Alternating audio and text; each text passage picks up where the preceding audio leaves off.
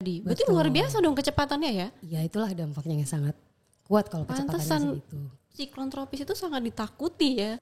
Menurut Mbak Umul, Indonesia kita Indonesia ini apakah menjadi suatu wilayah yang aman dari terbentuknya siklon tropis?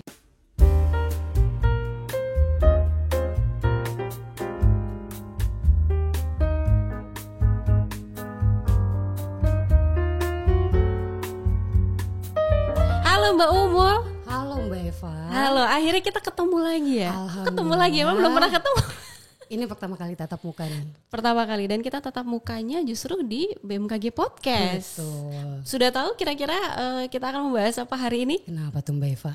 Ada alasan tertentu ya kenapa Mbak Umul diundang menjadi narasumber kami pada hari ini, karena akhir-akhir ini sedang panas nih, terutama di wilayah Jakarta.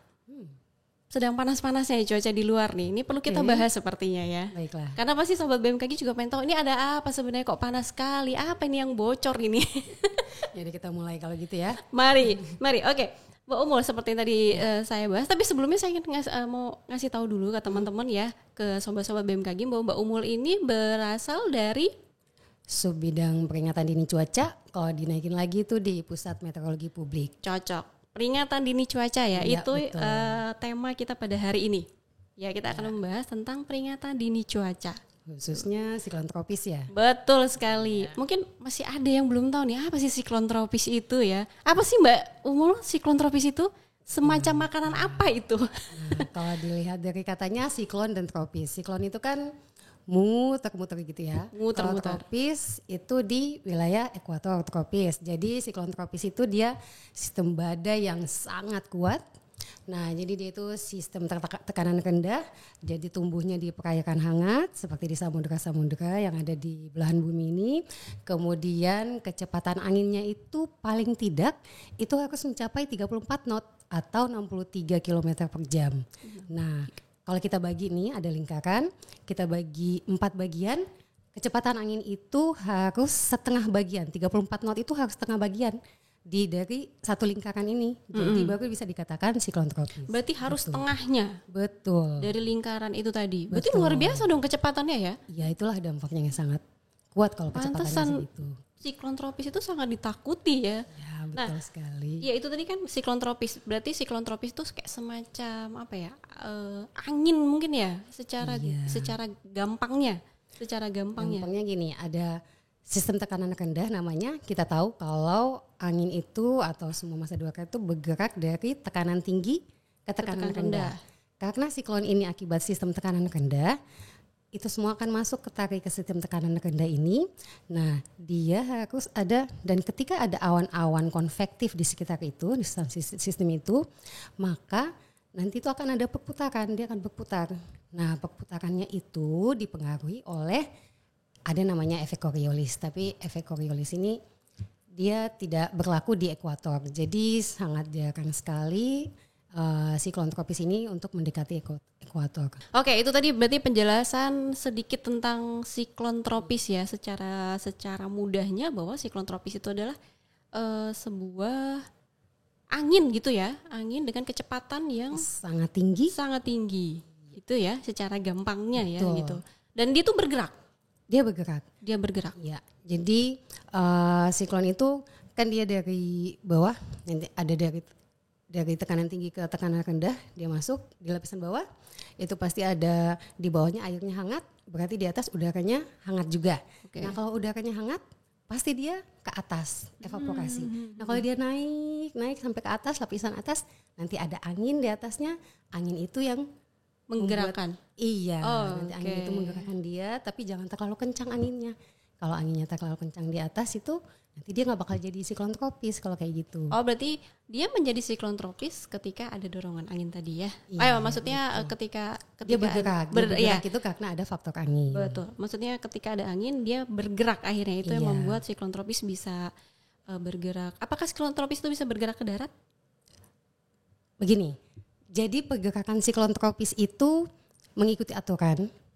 Nah, kayaknya kita tahu semuanya kalau siklon tropis di selatan itu kalau dia terjadi di satu titik, nanti dia pasti bergeraknya ke ke arah ekuator semuanya. Begitu juga di utara akan menjauhi khatulistiwa gitu. Jadi ke arah barat laut, untuk di selatan ke arah barat daya.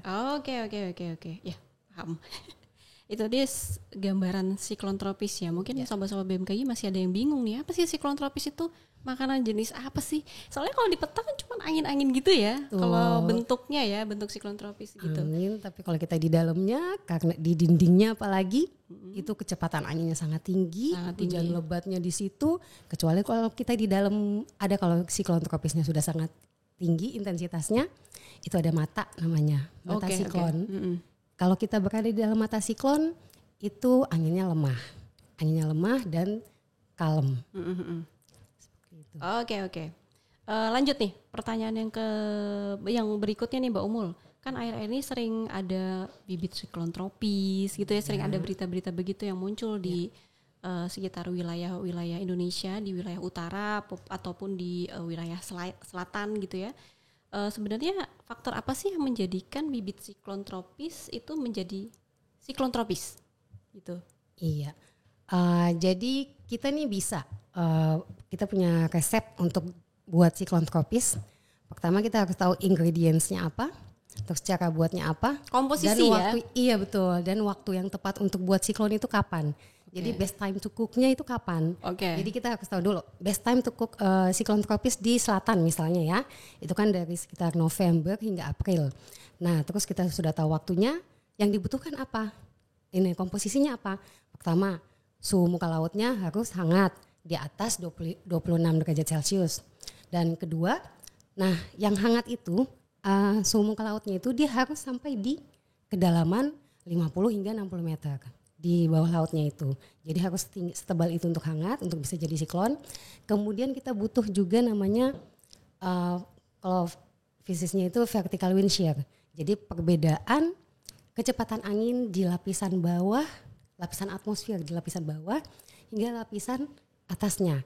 Semakin dia lemah, itu potensi dari bibit siklon untuk jadi siklon sangat tinggi.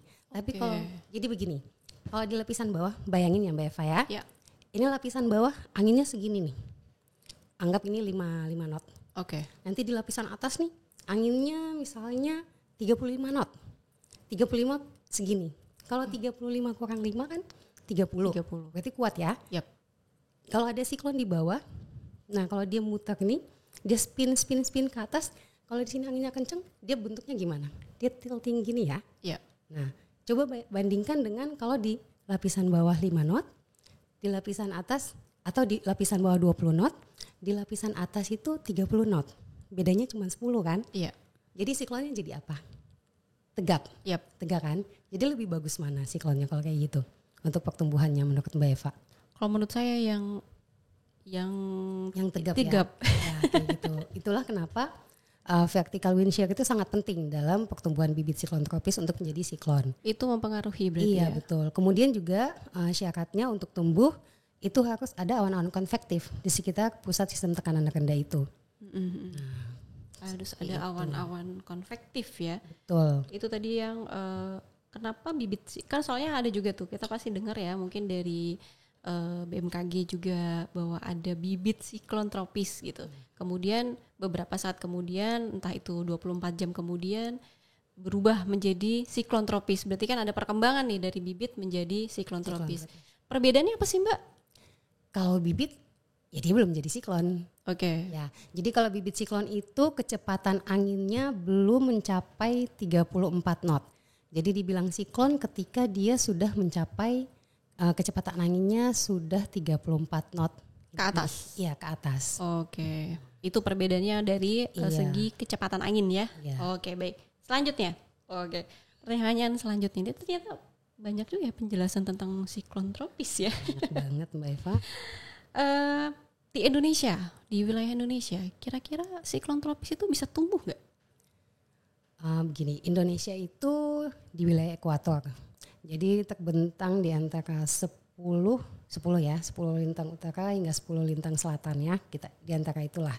Nah, ada dulu namanya ilmuwan namanya Coriolis, dia menemukan efek Coriolis bahwa itu ada fungsi dari lintang di situ, semakin dekat dengan ekuator, jadi itu efeknya itu nilainya akan semakin kecil, jadi itu tidak akan mendukung untuk tumbuhnya siklon tropis di wilayah itu. Jadi kalau untuk potensi terjadinya siklon di wilayah Indonesia itu ada, tapi secara umum itu terjadi di bawah 10 derajat. Okay. Nah, namun untuk bibit-bibit siklon tropis kebanyakan terjadi di wilayah Indonesia. Oh, bibitnya? Iya, kebanyakan. Dan bibit-bibit itulah yang mengakibatkan dampak terhadap cuaca di Indonesia. Entah itu hujan lebat atau tinggian gelombang yang tinggi seperti itu. Padahal baru bibit ya? Iya. Baru bibit dampaknya aja sudah lumayan. Jadi kebanyakan tuh teman-teman dari wilayah utara nih, dari wilayah utara Indonesia tuh sering merasakan dampak dari bibit siklon tropis ini. Apakah bibit siklon tropis ini memang lebih sering terjadi di utara ya Mbak ya? Tadi seperti yang Mbak jelaskan ya, pernah tadi sempat dijelaskan di utara dan di selatan. Berarti Indonesia ini bisa di utara dan selatan bisa terjadi dampaknya dari bibit siklon tropis tadi ya? Iya betul. Indonesia kan diapit di antara Samudra Pasifik ya, yang di Northwest Pasifik sama di Samudra Hindia. Memang yang paling dari klimatologisnya, secara klimatologis yang paling banyak terjadi siklon tropis ya di Samudra Pasifik itu. Untuk di selatan memang lebih sedikit kejadiannya. Iya. Untuk dampaknya sendiri ya, memang dampak dari siklon tropis ini kalau di utara juga bisa hujan lebat, bisa juga menyebabkan defisit kelembaban malah Mbak Eva. Jadi karena siklonnya sangat kuat, misalnya kemarin nih yang bibit 98S di timurnya Kupang nih. Oh iya, baru-baru ini ya? Iya betul. Baru-baru ini. Itu karena dia kuat misalnya, dia malah kayak menyedot. Jadi dia menyedot udara, misalnya harusnya di Jawa basah ya, di atas Jawa itu ada basah, tapi kesedot semua ke arah si siklon ini, si bibit siklon ini. Jadinya yang harusnya basah jadinya kering. Jadinya hujannya nggak ada. Jadinya kita di Jawa basah, sedangkan di NTT di Jawa kering tapi di NTT malah basah. Basah begitu. Itu salah satu dampak dari bibit siklon tropis ya. Kemudian kalau jika Indonesia tadi sebenarnya cenderung apa ya? Kan kalau bibit siklon tropis kita tuh hanya dampaknya ya. Maksudnya efek dari bibit siklon tropis itu yang kita rasakan. Itu pun hanya di beberapa wilayah tertentu saja. Menurut Mbak Umul, kita Indonesia ini apakah menjadi suatu wilayah yang aman dari terbentuknya siklon tropis? Maksudnya Indonesia ini apakah salah satu tempat yang aman dari terbentuknya siklon tropis tadi? Dilihat dari topografinya kah atau letaknya kah gitu? Kembali ke awal, Indonesia tidak akan pernah dilintasi oleh siklon tropis. Alhamdulillah. Aturannya siklon tropis yang terjadi, baik itu dia dekat atau tidak dengan wilayah Indonesia, pasti akan menjauhi. Jadi tidak akan mendekat. Namun memang ada beberapa kejadian siklon tropis dari beberapa tahun belakangan ini hingga data-data historis belakang ini, ada beberapa kejadian di sana seperti misalnya Kirili tahun 2009 itu kejadiannya di Laut Aru. Jadi itu memang mengakibatkan dampaknya cukup tinggi untuk di wilayah Maluku bagian Tenggara seperti itu. Dan juga Seroja itu kan kejadiannya dekat juga. Seroja yang paling terkenal nih akhir-akhir ini ya. Maksudnya 2021 ya. Iya, baru-baru ini. Dan kemarin masih bibit, walaupun masih bibit ya kemarin yang TC Ilsa sekarang. Ya. Kemudian ada Cempaka juga. Ya. Cempaka. Dan dulu tahun 2001 itu ada siklon tropis Famei namanya, itu di dekat Kalimantan. Namanya tuh indah-indah ya, tapi dampaknya tidak indah untuk kita ya. Namanya memang penamaannya memang harus dibikin indah ya biar tidak membuat psikologis kita bahwa siklon itu menyeramkan, walaupun memang sebenarnya perlu diwaspadai juga ya Mbak ya. Mbak, untuk dampak dari siklon tropis yang sejauh ini yang paling parah ya Mbak ya, itu apa aja dampaknya ya? Apakah hanya hujan lebat atau tinggi gelombang saja kah atau ada dampak yang lain? Seperti kalau kita ambil contoh Seroja, itu mengakibatkan banjir bandang di Nusa Tenggara Timur kan. Kemudian yang kemarin juga yang 98S masih bibit, namun sekarang sudah jadi TC Ilsa. Ketika dia masih bibit itu mengakibatkan banjir di Bima karena hujan lebatnya sangat tinggi, jadi banjir di Bima seperti itu. Juga angin kencang kan. bisa mengakibatkan pohonnya tumbang seperti itu. Mbak, siklon tropis ini bisa kita prediksi nggak ya Mbak ya? Untuk kedatangannya atau kemunculannya gitu. Jadi kita bisa waspada nih. Oh ada bibit siklon nih, berarti harus waspada. Itu bisa diprediksi enggak Mbak? Alhamdulillah sekarang teknologi udah canggih ya. Jadi kita sudah punya satelit, kita sudah punya radar, kita sudah punya NWP atau model cuaca ya. Jadi dari situ semua kita bisa monitor, bisa analisis. Dari NWP juga, oh ini bakal ada tekanan rendah di sini nih, siap-siap. Nah, kita monitor, analisis, terus buat perakirannya bakal berkembang apa enggak, tumbuh lagi apa enggak jadi siklon, itu semuanya bisa diprediksi. Alhamdulillah karena teknologi sudah makin maju. Berarti itu harus dipantau terus ya Mbak ya. Ini bibit siklon akan jadi siklon atau tidak, bergeraknya kemana, dampaknya seperti apa. Itu tugasnya Mbak Umul. Salah satu teman-teman di Tropical Cyclone Warning Center. Oh ada khusus ya. Kalau dari dampaknya tadi ya itu bisa masuk ke dalam peringatan dini cuaca Mbak? Bisa ya. Kan kita tahu ada dampak tidak langsung, walaupun siklonnya jauh tapi dampaknya masih nyampe nih di Indonesia.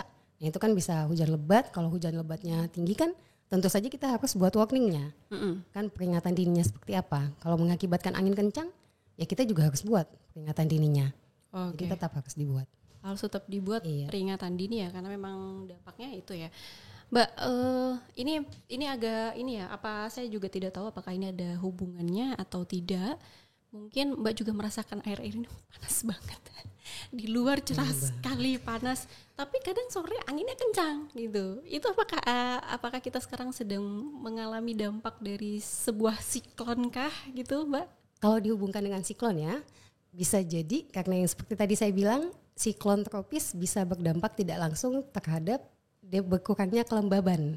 Oke, iya. Kalau kita ngomongin kaitinnya dengan siklon ya. Iya. Nah, jadi sekarang kan Teh Ilsa nih ada di selatan Indonesia ada nih. Di selatan. Ya, dekat Australia. Nah, karena dia tuh sangat kuat, tarikannya tuh makin kencang kan. Makin kencang, jadi yang harusnya basah di atas Jakarta ini, Jawa, jadinya ketarik. Masa udaranya kan. Itu adalah jawaban atas pertanyaan-pertanyaan sama BMKG yang akhir-akhir ini memang terasa panas sekali sih Mbak ya.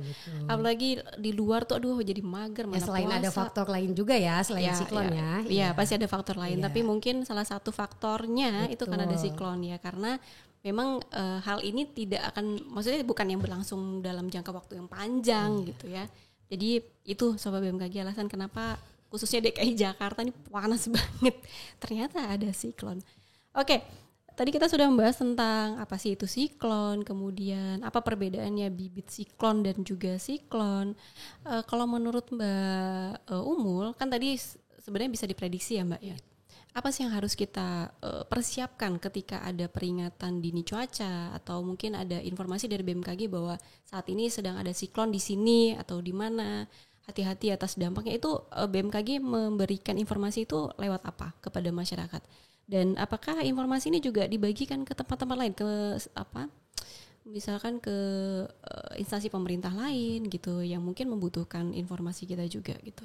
Ya pastinya Mbak Eva, kan setiap kita buat info siklon tropis itu tentunya akan disebar secara internasional juga loh. Kalau misalnya internasional juga itu kalau terjadi di tanggung jawab kita. Oke.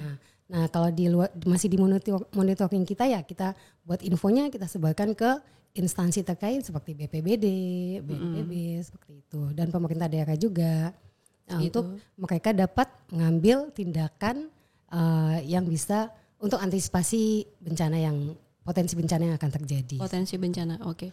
Dan ini Mbak, ini pertanyaan pribadi saya ya Mbak ya. Yang paling sering terjadi dampak dari siklon tropis di Indonesia ya khususnya ya, yang paling sering terjadi itu apa Mbak? Kalau misalkan kayak gelombang tinggi itu kan mungkin di daerah pesisir mungkin ya. Kalau tidak di daerah pesisir, apakah itu ada dampaknya juga? Yang paling sering, paling umum sampai kita tuh nggak sadar kalau ini adalah dampak dari sebuah siklon gitu. Yang paling umum terjadi kayaknya itu hujan lebat, angin kencang, gelombang tinggi. Nah, yang paling jarang terjadi itu storm surge. Itu gelombang badai. Jadi itu kenaikan muka laut, jadi kayak pasang yang tiba-tiba dari muka langsung menghampiri pesisir, tapi kenaikannya pasangnya naik seperti itu. Gitu. Tapi itu sangat jarang terjadi di Indonesia. Jadi yang paling umum adalah hujan lebat, angin kencang, defisit kelembaban. Kelembaban kayak seperti sekarang yang sedang kita rasakan di Jakarta ya. Karena kering sekali. Tapi betul ya Mbak ya, panas kan? Di luar situ panas sekali. Tapi kadang sore-sore memang anginnya lumayan kencang sih ya gitu. Oke Mbak Umul, semoga apa yang kita obrolin kayaknya singkat banget ya. Sepertinya begitu. Sepertinya singkat. Karena ternyata seru ya membahas tentang siklon tropis ya. Jadi siklon tropis ini memang umum didengar. Maksudnya kita sudah terbiasa mendengar ada siklon tropis, tapi tidak banyak mungkin sobat-sobat BMKG yang tahu apa sih siklon tropis itu. Apakah hujan lebat itu adalah dampak dari siklon tropis hanya, maksudnya apakah setiap hujan lebat itu ada dampak siklon tropis? Kan enggak juga ya Mbak ya. Ada banyak faktor juga ya, tapi salah satu dampak dari siklon tropis adalah hujan lebat. Dan ternyata siklon tropis itu bisa diprediksi ya oleh BMKG. Jadi memang kita bisa antisipasi akhirnya dari prediksi BMKG itu ya. Jadi siklon tropis yang saat ini sedang ada di dekat Indonesia adalah siklon tropis Ilsa, tapi sudah sangat jauh. Sudah lebih dari 20 lintang selatan. Jadi sudah mulai agak aman ya. Iya. Semoga sudah mulai agak aman.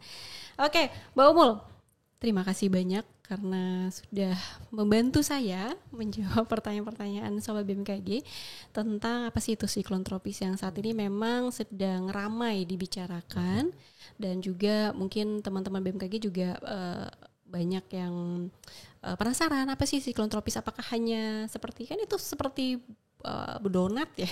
Donat bisa jadi. Iya kan, bulat-bulat gitu. Itu ada apa matanya. sih? Ada matanya. Seperti tadi Mbak bilang ada ingredients-nya untuk menjadi sebuah siklon tropis ya. Ternyata memang alhamdulillahnya Indonesia adalah wilayah yang termasuk aman dari terbentuknya siklon tropis. Hanya saja mungkin pinggir-pinggir ya Mbak ya, kayak utara, selatan gitu ya, dampaknya masih terasa gitu dari siklon tropis. Oke Mbak Umul, terima kasih banyak atas informasinya. Semoga Mbak Umul tetap semangat memberikan informasi, terutama peringatan dini ya Mbak ya. Ya betul. Karena Mbak Umul dari Subit Peringatan Dini Cuaca. Peringatan Dini Cuaca. Untuk akhir-akhir ini, bukan akhir ini, untuk ke depan mungkin Indonesia apakah aman-aman Mbak dari peringatan dini cuaca? Ada yang perlu dikhawatirkan kah? Kayaknya belum ya. Itu harus ini ya, harus ada penelitian mungkin ya, atau harus ada dulu datanya. Iya, harus ada pengelolaan datanya. Gak bisa main tebak-tebak ya Mbak. Iya betul sekali. Ya, oke Sobat BMKG, karena itu tadi yang Mbak Umul bilang bahwa peringatan dini cuaca itu tidak bisa yang main tebak-tebakan ya Mbak Umul ya. Jadi harus selalu diupdate, dan itu juga harus melalui banyak proses. Sehingga untuk mengetahui bagaimana kondisi cuaca terutama di wilayah Indonesia, Sobat BMKG harus terus mengupdate informasinya yang bisa Sobat akses melalui website kami di www.bmkg.go.id ataupun melalui akun Twitter dan juga Instagram. Dan untuk lebih gampangnya nih, Sobat BMKG juga bisa mendownload aplikasi Info BMKG yang sudah tersedia di App Store maupun di Play Store. Oke Mbak Umul, terima kasih banyak atas juga, Mbak Eva, kehadirannya. Semoga terus semangat menjalankan tugasnya, dan semoga kita semua aman-aman ya Mbak ya dari cuaca buruk. Amin. Dan jangan bosan-bosan juga untuk memberikan informasi kepada sobat-sobat BMKG semua.